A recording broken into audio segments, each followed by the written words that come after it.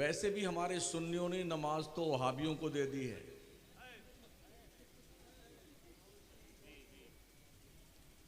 बोले हमने नियाज ले लिया है, नमाज उनको दे दी।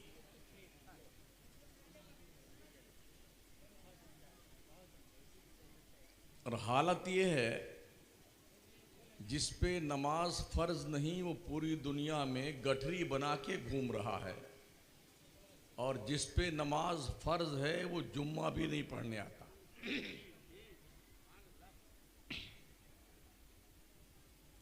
और हमारे इन जलसों के ज़रिए से जो हमारी कौम की इस्लाह होनी चाहिए थी, वो करीब करीब ना के बराबर है।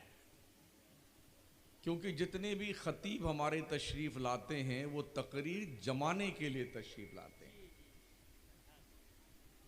पूरा बताएंगे कि हमारे नाम के साथ ये अलकाब लिखिए, तब हम आएंगे जलसे में। और जब कमरे से वो निकलेंगे तो वहीं से उनके नाम के नारे लगने चाहिए कि तूफान मिल्लत तशरीफ़ ला रहे हैं। तो बड़ा अलमिया है हमारी जमात का, अरबों रुपए एयरली मुसलमानों के सुन्नियों के जलसों पे खर्च होते हैं। रिफंड हमारी कौम को कुछ नहीं मिलता सिवाय वाह वाह वाह वाह वाह सुभान अल्लाह जिंदाबाद जिंदाबाद, इसके अलावा और कुछ नहीं। इस पूरे मजमे में अगर मैं पूछ लूं कि मुक्तदी की कितनी किस्में हैं, उसके अहकाम क्या हैं, कोई एक नहीं जानता हो।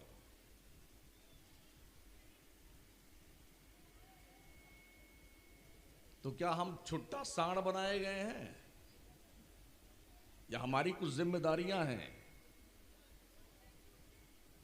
हमारे रब ने कोई यूं ही हमें पैदा कर दिया है?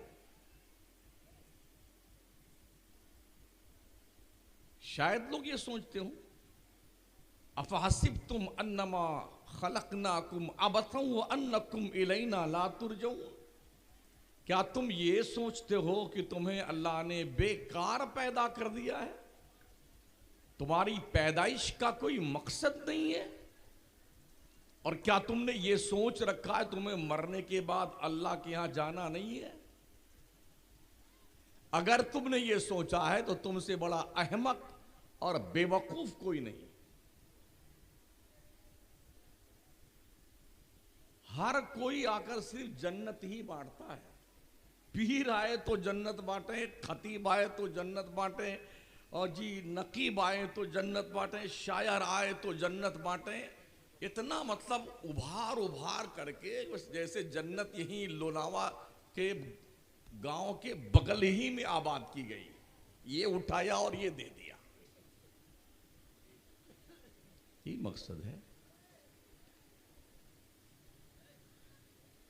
पता नहीं है कि जाएंगे कहां, जन्नत में या दूसरे घर में, मगर इतना बेटे मोच पे ताव धर के फिरते ना, हम ही जन्नत में जाएंगे, हम ही। प्रूफ है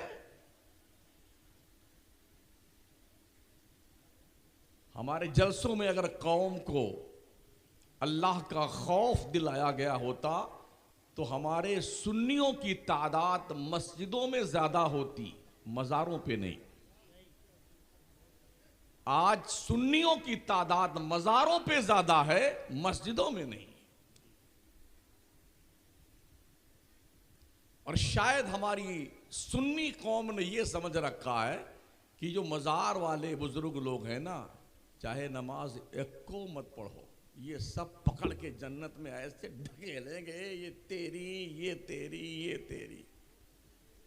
पूरे हिंदुस्तान के बुजुर्गों की बात तो छोड़ दीजिए, जो सारी दुनिया के वलियों का ताजदार शेख अब्दुल कादिर जिलानी गौसे आजम बड़े पीर दस्तगीर हैं, वो फरमाते हैं अगर बेनमाजी मुसलमान मर जाए तो उसको कब्रिस्तान में दफन मत करो, उठा के गड्ढे में फेंक दो। कहां बैठे हैं आप कि नमाज नहीं पढ़ेंगे और जन्नत में जाएंगे?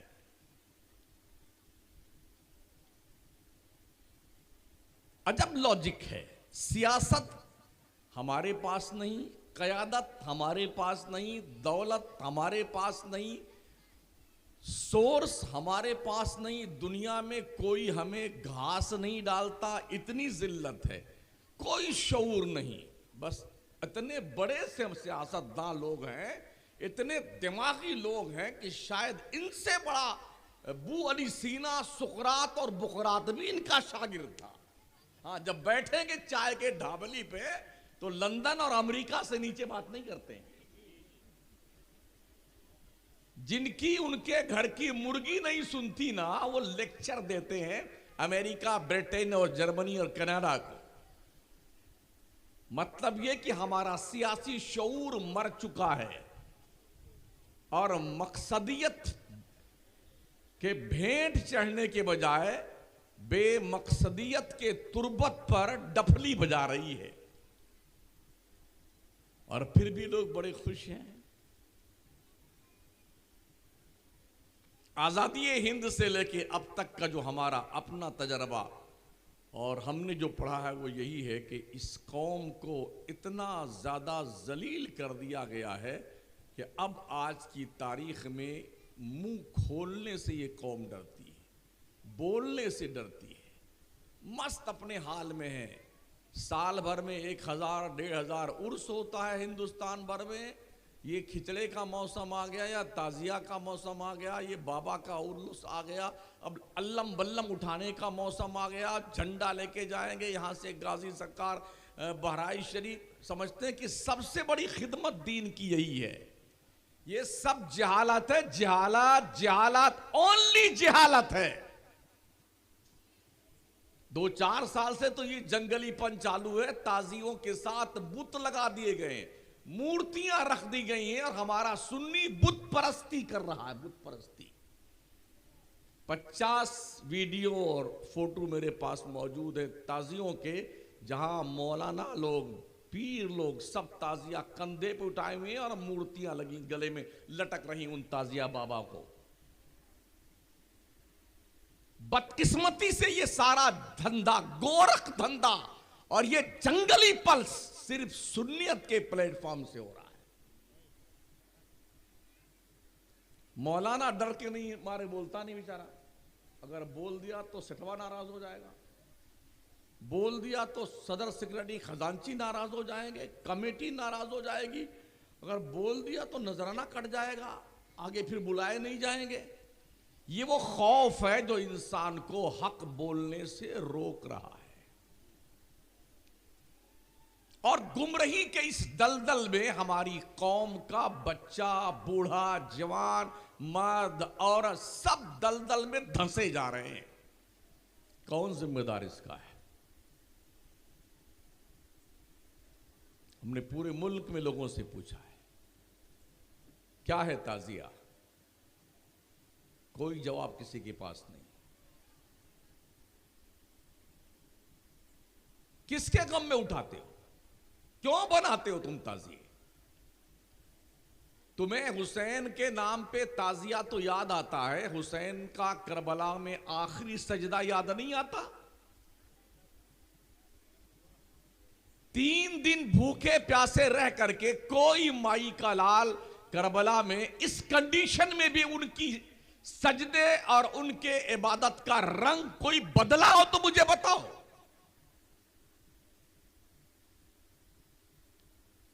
जान जाते जाते खुदा को सजदा कर करके, ये मैसेज नबी के नवासे ने दिया है कि अगर कयामत की सुबह तक ऐसे हालात दीन मुस्तफा पे आ जाएं तो यही किरदार अपनाना।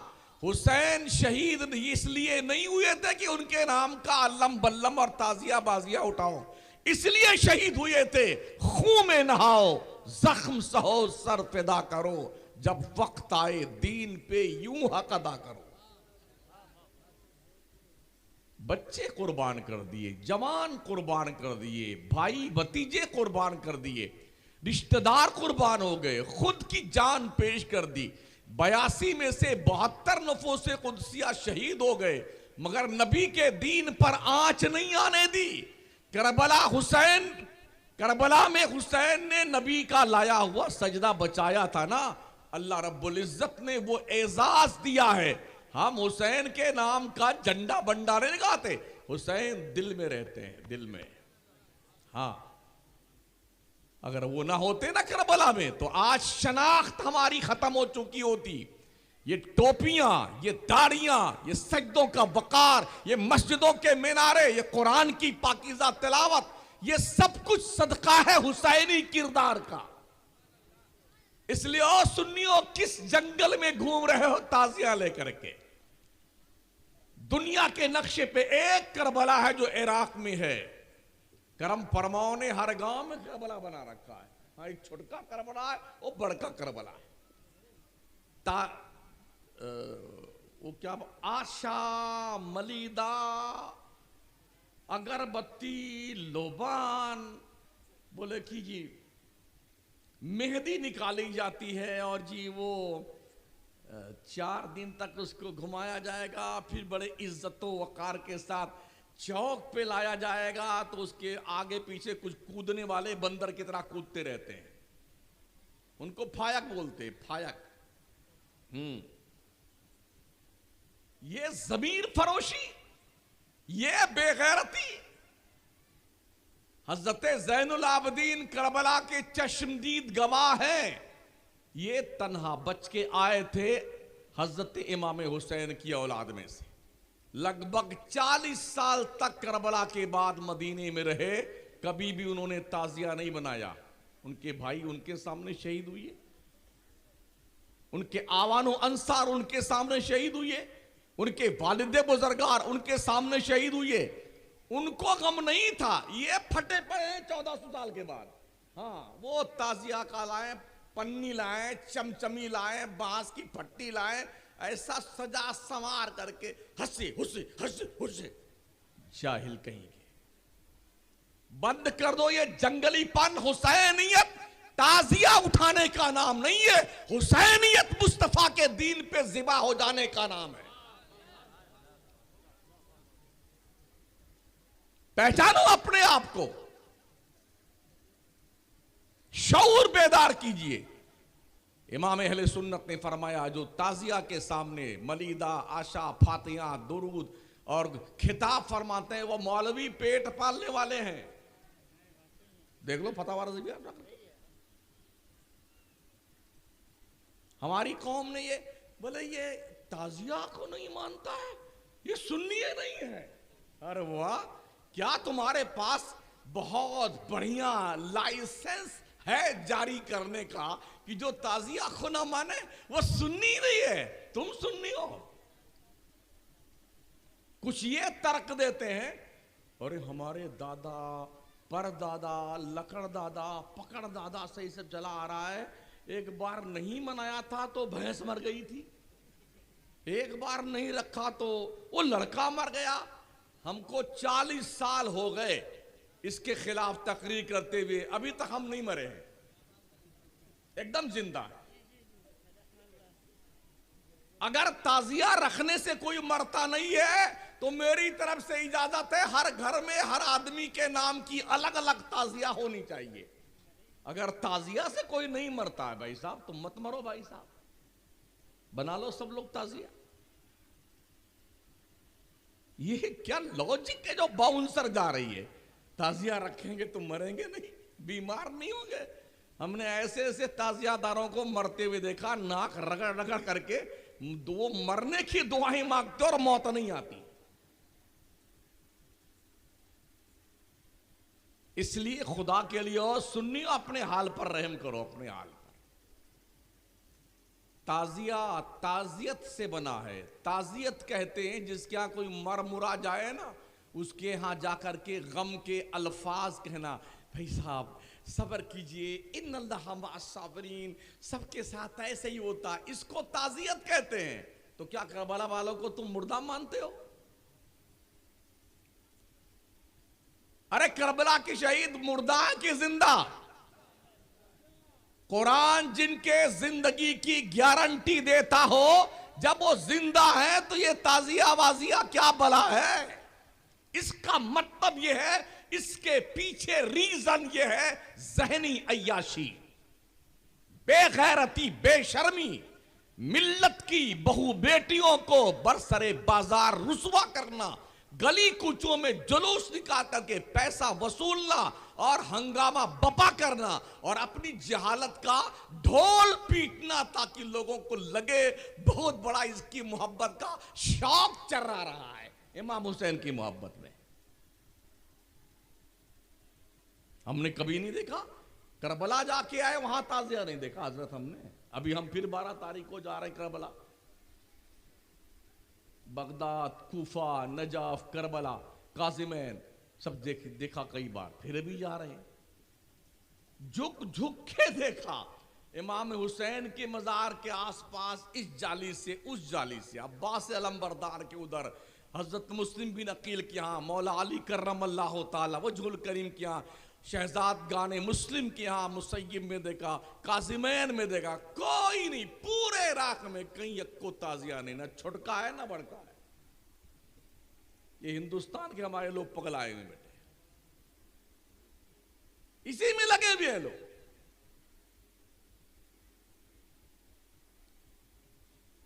किस कदर हमारे यहां जहालत है। इन जलसों का क्या मकसद है? रुपए खर्च होते हैं, लोग बुलाए जाते हैं, आपका वक्त बर्बाद होता है। आपको अगर सही मानों में इल्म ना सिखाया जाए, अच्छी बात सच्ची बात ना बताई जाए, तो मेरे इतनी दूर से आने का फायदा क्या हुआ?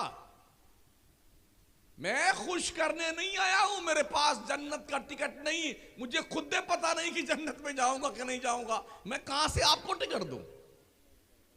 नहीं, हमारे पीर साहब वादा किए हैं हम जन्नत में लेके जाएंगे। मैंने ऐसे पीरों से वही स्टेज में पूछ लिया आप जाएंगे, तो उनके चेहरे का रंग बदल गया। हजरत उमर जैसा बरगुज़ीदा बंदा जिसकी शान में कुरानी आयतें उतरी हैं, मुस्तफा करीम फरमाते लौ काना बादी नबिया लकाना उमर इब्नुल खत्ताब, अगर मेरे बाद कोई नबी आना पॉसिबल होता, उमर इस शान का मालिक है कि ये नबी बनकर आता। वो उमर कहते हैं अगर अल्लाह ने ऐलान किया हश्र के मैदान में कि मैंने सबकी बख्शिश कर दी मगर एक को नहीं बख्शा, हजरत उमर फरमाते हैं कि मुझे डर है कहीं वो उमर तो नहीं है जो बख्शा नहीं गया। जिनकी नेकियां आसमान के सितारों के बराबर है,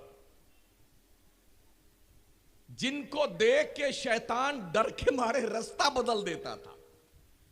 आका करीम फरमाते हैं मफहूम हदीस, उमर जब तू रास्ता चलता है ना और शैतान तुझे देखता है तो तेरे डर से वो अपना रास्ता बदल देता है। ये वो उमर कहते हैं और फरमाते हैं अगर अल्लाह ने ये ऐलान किया मैंने किसी को नहीं बख्शा मगर एक को बख्शा है, तो फरमाते हैं मैं उम्मीद रखता हूं रब की जात से वो उमर ही बख्शा गया होगा। ईमान किसे कहते हैं? खौफ और उम्मीद के बीच की एक कैफियत है जिसे ईमान कहा जाता है। रब से डरते भी रहिए, उसकी रहमत की दहलीज पर कशकोले गदाई लेके भीख भी मांगते रहे, इसी का नाम ईमान है। जिस दिन ये मुकम्मल कॉन्फिडेंस के साथ आप कहेंगे हम ही जन्नत में जाएंगे, समझ लेना कि आपका बाप भी नहीं जाएगा इस मामले में, अगर ये कंडीशन आपकी और आपके बाप की है। जन्नत खरीदी नहीं जाती है, अल्लाह के करम से मिलती है, रब की इनायत से मिलती है। हमने पूरे मुल्क में देखा है इतने कव्वाली और कव्वाला और कव्वाल सज धज करके, जैसे नई नवेली दुल्हन नहीं आती है पहली रात में, ऐसे ही कव्वाला मुहतरमा सज के आती हैं। वो बीच में बैठती हैं, एक कव्वाल इधर एक कव्वाल इधर, और पूरी रात हाय हाय हाय वो इसको दुल्हन बनाता है, ये इसको दुल्हा बनाती है।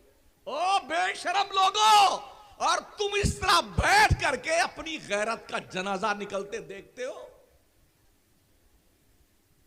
लेके बेटे गड्डियां नोटों की नई नई 20-20 की और 10-10 वाली और 5-5 वाली, ऐसा वहां से चलेगा कूद फांदता यहां तक, और मुहतरमा के ऊपर यूं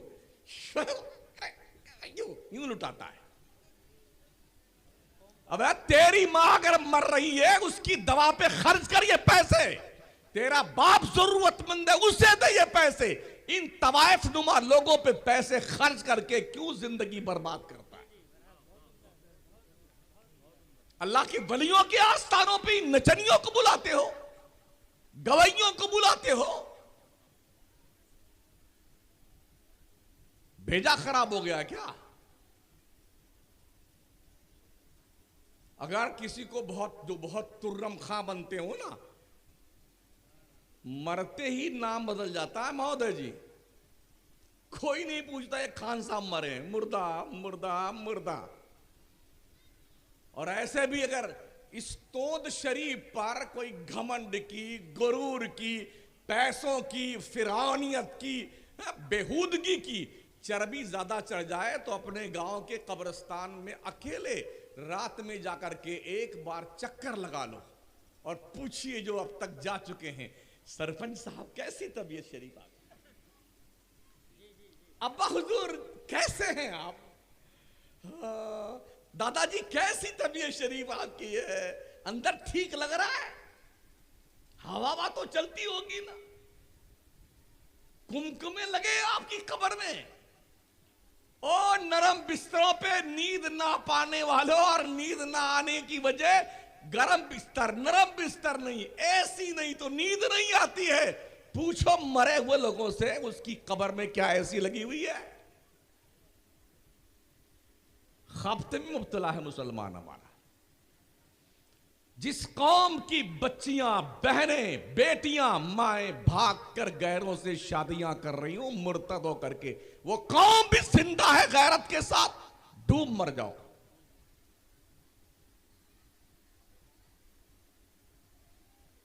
मुल्की पैमाने पे एक कुत्ते के खिलाफ संघर्ष किया जा रहा है जिसने हमारे नबी की शान में गुस्ताखी की थी। अब तक उसके खिलाफ कोई एक्शन नहीं।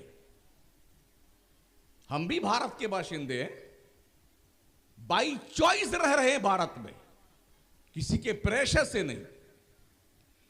देश का संविधान हर भारतीय नागरिक को अपने धर्म के अनुसार आजादी के साथ जिंदगी गुजारने का बाज़ाब्ता तौर पर हक देता है। कोई किसी मजहब के खिलाफ टिप्पणी नहीं करना चाहिए, ऐसा हमारे देश का संविधान बताता है। फिर लोग क्यों पगला जाते हैं, किसी मजहब के खिलाफ बातें करते हैं, किसी मजहबी रिफॉर्मर के खिलाफ बातें करते हैं। रोज एहतजाज हो रहा है, रैली निकल रही है और जनाबे वाला उसके खिलाफ FIR दर्ज हो रही है, मगर मजाल है कि सर पे जूं रेंग जाए। ये हालात देखने के बाद भी क्या आपको नहीं लगता कि आपको अल्लाह रसूल के दामन में पनाह लेनी चाहिए?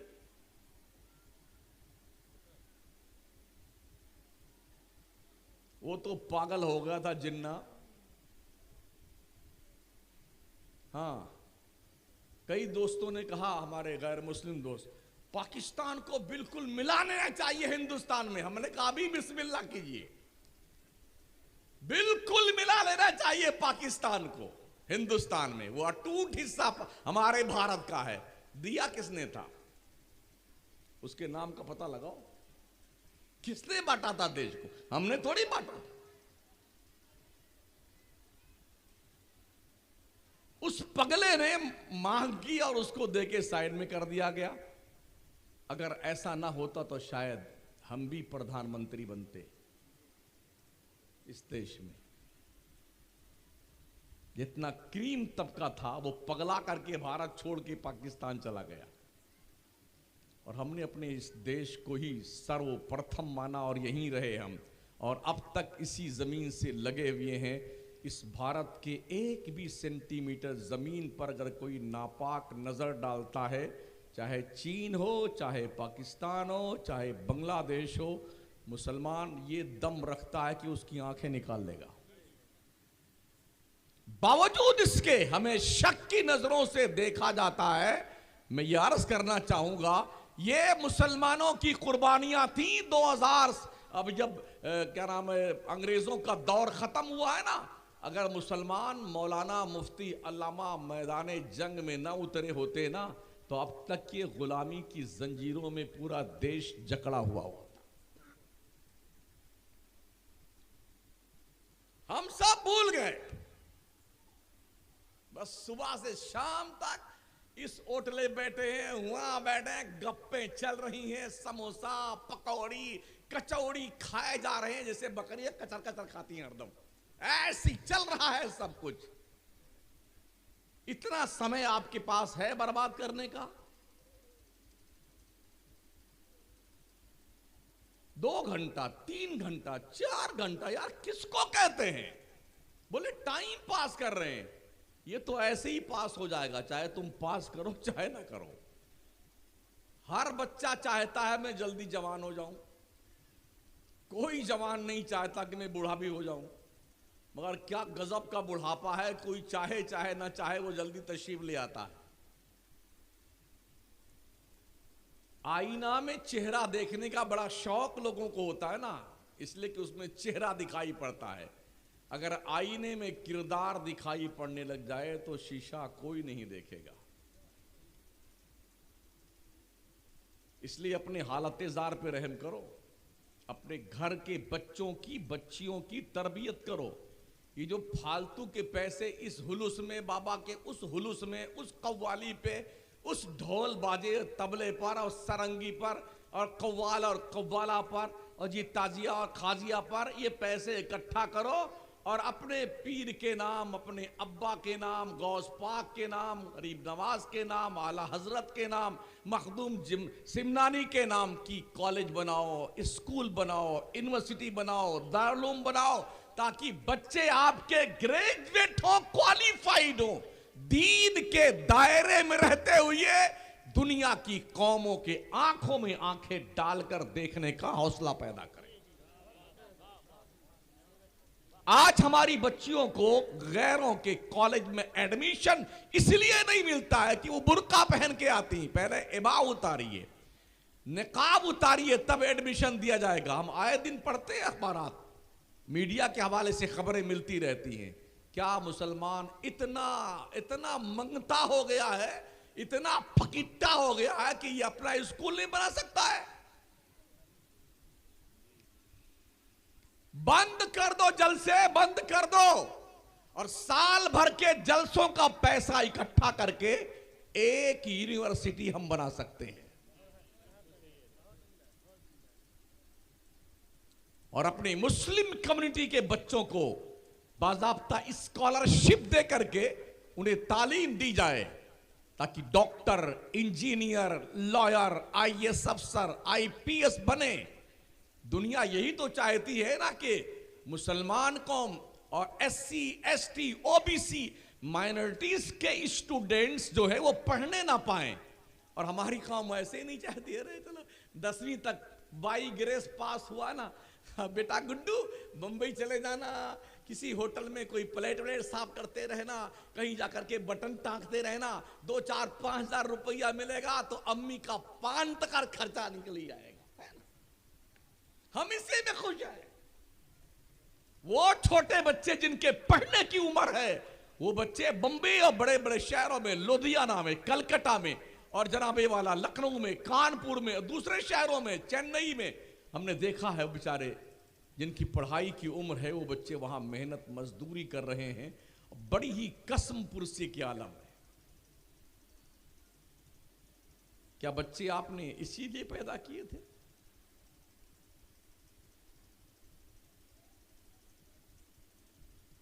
इतना सब कुछ होने के बाद भी हमारी समझ में कुछ नहीं आता है। ऐसी बेसुध कौम तो हमने अब तक नहीं देखी है।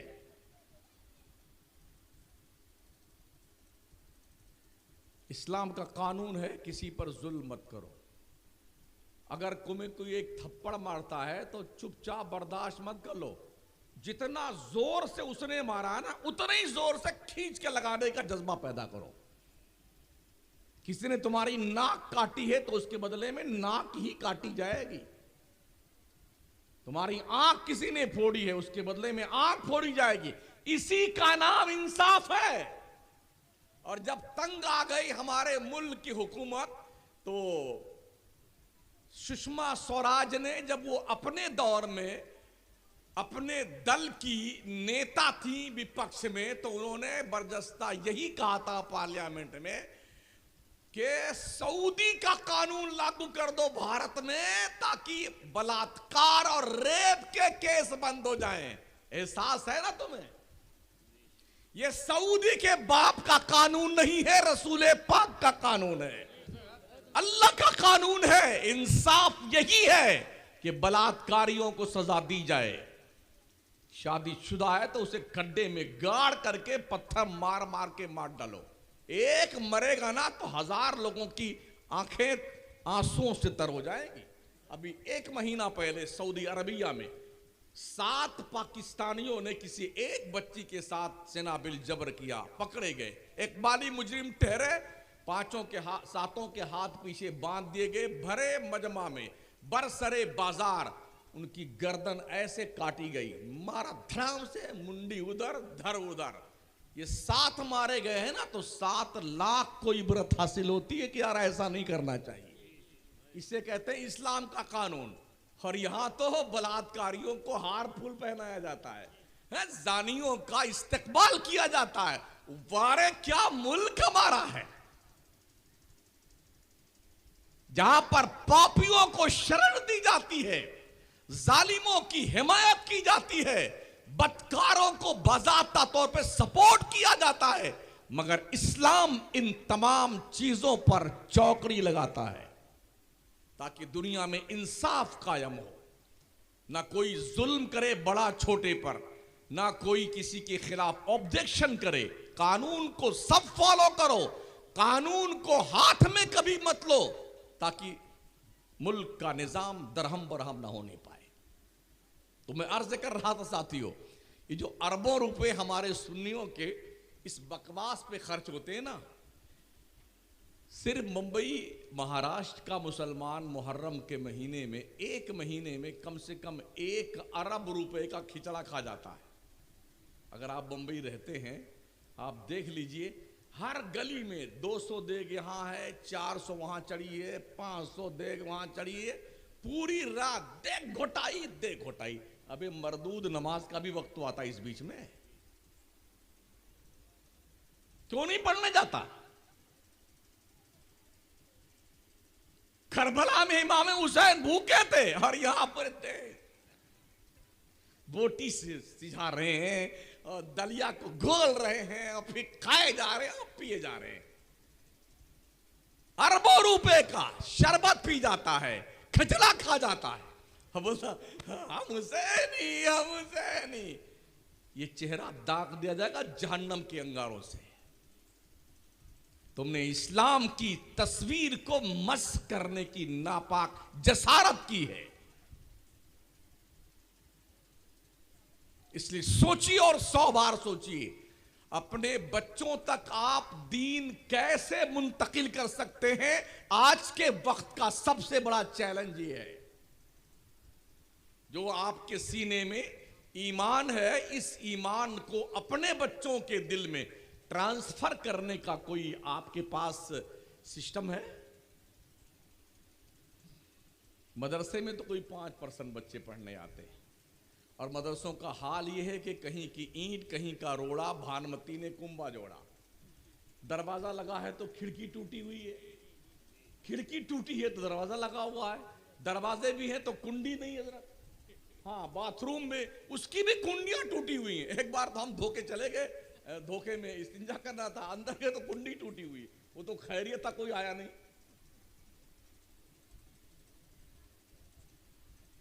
और कितने पढ़ाने वाले, पान खाने वाले, पूड़ियां खाने वाले। जब खुद खाओगे पान पूड़ी तो किस बच्चे को मना करेंगे आप? हमारे मौलाना लोग कहते हैं यार ये शमसुद्दीन हमको भी नहीं छोड़ता। हम बिल्कुल नहीं छोड़ेंगे, सीधी सी बात है। हमें फिर बुलाना चाहे मत बुलाना, मुझे शौक नहीं चल रहा था तकरीर का। हाँ, पूरी सीढ़ी पे ऐसे थूक थूक करके लगता है कि यहां कोई इंसान नहीं, जानवर बसते हैं। और अगर मच्छर के रोकने के लिए जालियां लगा दी ना खिड़कियों में, तो ऐसे उसमें सुराख कर लेंगे और बड़े अदब के साथ उतनी दूर पिचकारी जाए।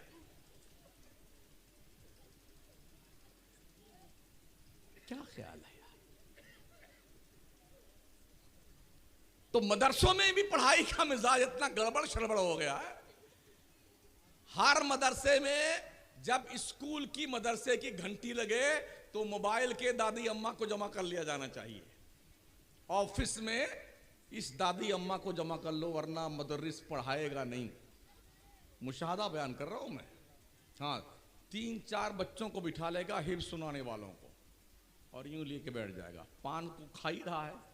अगर सही मानों में थोड़ा मुंह खुल जाए ना तो इस कुर्ता लाल पीला हो जाए। तो जब किसी से बात करनी हो यूं यूं करता है। नहीं देखा है? क्या स्टाइल बेटों की है। 2 पूड़ियां इतनी इतनी खरीदते हैं तो दोनों की गर्दन काटते हैं। कुछ देर ऐसे ऐसे करते रहेंगे, फिर मिलाएंगे, फिर ऐसे ऐसे करते रहेंगे, बड़ी स्टाइल यूं डालेंगे, तोता का मुंह बनाएंगे यूं, तब खुश डालेंगे।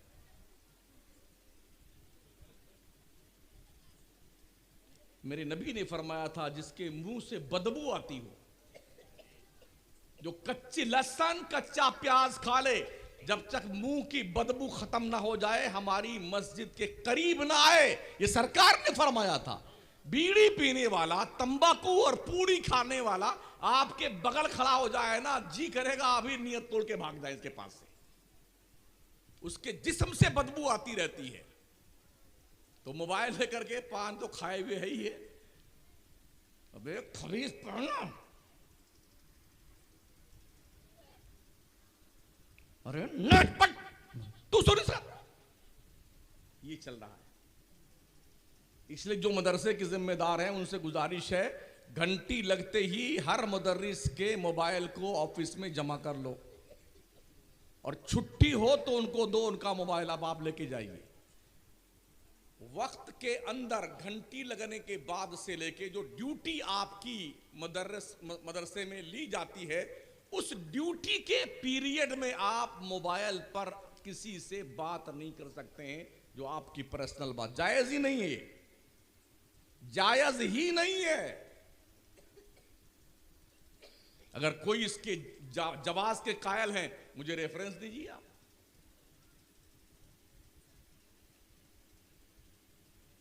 बहुत बुरा हाल है। तो मदरसों की कंडीशन ये है, बच्चे अब माए कह रहे गुड्डू को पढ़ाने के लिए बड़ा शौक है, उनको नहला धुला करके कपड़ा वपड़ा बढ़िया पहना करके, शर्ट बढ़िया पहना, इन किया, पैंट वैन में जूता मोजा काजल पाउडर लगा के, टाई फाई पहना करके, नजरा वजरा पार करके, फिर वो गुड्डू के पापा को जगाती है, अरे उठिए ना, टाइम हो गया, उठिए ना। वो आधी पैंट पहने भागता है पुर्र से मोटरसाइकिल लेकर के। और जब मदरसे की बारी आती है ना, उस बच्चे के लिए जो स्कूल कॉन्वेंट पढ़ने जा रहा है, देसी घी का पराठा बनाती है माँ, आमलेट बनाती है, चॉकलेट रखती है, पैसा रख देती है और फिर उसे बलाएं लेती है, जा बेटे पढ़ने। और जो बेचारा थोड़ा मंद बुद्धि है, कम ज्ञानवान हो, तो उसको 2 थप्पड़ मारते, चल मदरसा में। 2 घंटा मौलवी का दिमाग खा के आ जाना। वो मदरसा बेचारा ना उसको नहलाया अल्लाह की बंदी ने, ना कपड़ा पहनाया, पैजामा फटा हुआ है, कुर्ता फटा है, और असल कुरान का 4 वरक पहले का गुल, पीछे का 4 वरक गुल, और पी दोनों नली चालू है ये। हाँ, ये दोनों नली चालू है, बैठा है, सब पूछता है ना, लगता है पूरी आस्तीन में आरा रोड लगा हुआ है। 2 घंटा मौलवी का दिमाग चाटता है, क्या खाक पढ़ेगा वो? बोले पहले जैसे मौलाना नहीं पैदा होते हैं, पहले जैसे बच्चे ही नहीं रह गए भाई साहब। अपने जीनियस बच्चों को मदरसे में भेजो, तब कोई गजाली पैदा होगा, तब कोई गजाली दौरा पैदा होगा, अबू अली सीना पैदा होगा, अल्लामा शमसुद्दीन तख्ताजारी पैदा होगा, सलाहुद्दीन अय्यूबी पैदा होगा। जानते हैं, अच्छा बच्चा दीजिए ना, मदरसे में भेजेंगे मंद बुद्धि का, देखता इधर है तो लगता इधर देख रहा हो। खत्म, जाओ हाफिज जी बन जाओ।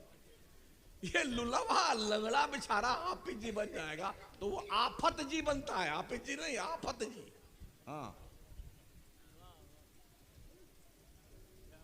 ओ मालदारों, अपने बच्चों को, जो जीनियस बच्चे हैं उन्हें मौलाना बनाओ। जैसे मैं बोलता हूं ना, सीने पे चढ़ करके, जब तक बच्चे ऐसा आलिम नहीं बनेंगे ना, तब तक कौम में सुधार नहीं हो सकता है। और जो बच्चा आपसे दब के पढ़ेगा, अरे सेठ साहब आ रहे हैं, अभी फतियां कराएंगे तो लड्डू मिलेगा। हाँ, वो बंबई वाला सेठ अभी आ रहा है तो वो भी सेब पे फातिया करवाएगा तो एक एक सेब मिलेगा। इस चक्कर में जो बच्चे रहते हैं ना, वो कभी भी उस सेठ की आंखों में आंखें डाल के बात नहीं कर सकते। उसे पता है इसका सेब संतरा हमने खाया है। ऐसे बच्चों को दो मदरसे को। और सिर्फ स्कूल की तालीम पर अगर तुमने ये सोचा है कि हमारे बच्चे बहुत बढ़िया दीनदार बन जाएंगे। अभी 2 महीना पहले एक वीडियो मैंने देखी, यूनिवर्सिटी के पढ़ने वाले बच्चे मिस्र गए घूमने के लिए, मुसलमानों के, वहां के म्यूजियम में गए। म्यूजियम में गए तो फिरौन की वहां लाश मौजूद थी, वो वहां नियत बांधे फातिहा पढ़ रहे थे फिरौन की लाश पे। जिस कौम के बच्चों को यही पता ना हो फातिहा पढ़ी कहां जाती है, क्या तवक्को रखते हैं कि आपके बच्चे ये जान सकते हैं कि दीन क्या है? ये कॉलेज की तालीम, यूनिवर्सिटी की तालीम भाई साहब ये। और अब तो कोई पूछने भी नहीं आता, बस उठाया मोबाइल की दादी अम्मा को, सर्च वर्च किया, ओहो ये डॉक्टर जाकिर नाइक साहब है, ये इंजीनियर साहब है। एक बात मुझे बताओ, अल्लाह न करे आपका हाथ पैर टूट जाए तो आप क्या करेंगे? अस्पताल जाएंगे या